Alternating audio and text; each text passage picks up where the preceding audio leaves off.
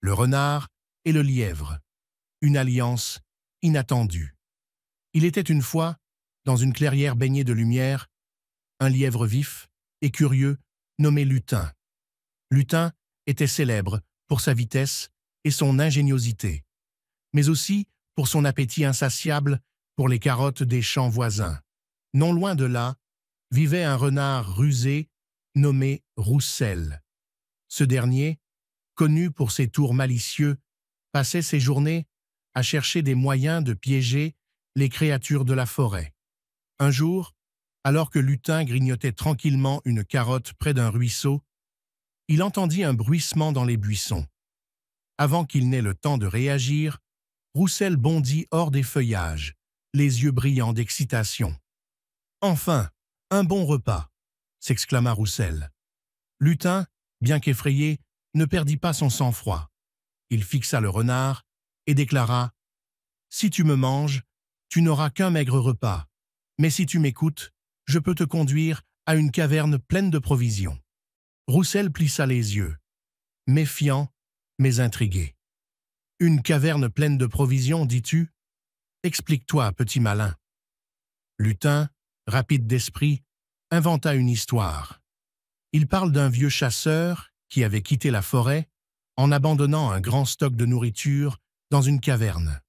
Il prétendit que, seul, il ne pouvait pas y accéder à cause d'un rocher bloquant l'entrée, mais qu'ensemble, ils pourraient le déplacer.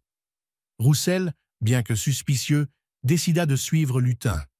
Après tout, il n'avait rien à perdre. Guidés par Lutin, les deux compères traversèrent la forêt, franchirent un ruisseau et grimpèrent une colline. En chemin, ils discutèrent. Roussel se surprit à apprécier la compagnie de Lutin, tandis que Lutin, malgré sa peur, découvrit que le renard était moins terrifiant qu'il n'y paraissait. Finalement, ils arrivèrent devant une grande pierre. Lutin désigna le rocher et dit « Voilà, c'est ici.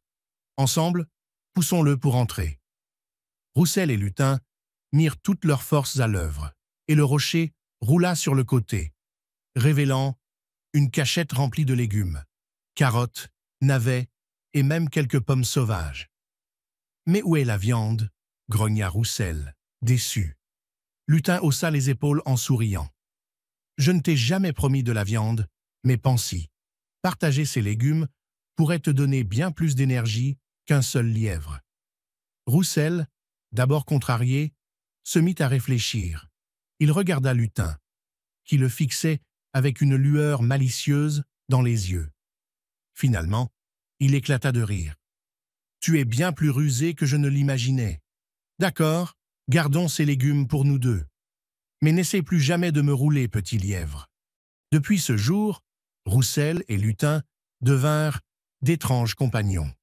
Le renard protégeait le lièvre des autres prédateurs et le lièvre partageait ses trouvailles de la forêt. Ensemble, ils apprirent qu'il était parfois plus sage de collaborer que de se battre.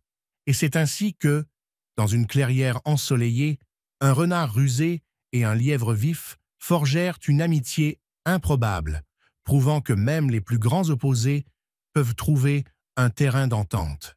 Si tu aimes notre chaîne, abonne-toi dès maintenant et n'oublie pas de liker la vidéo.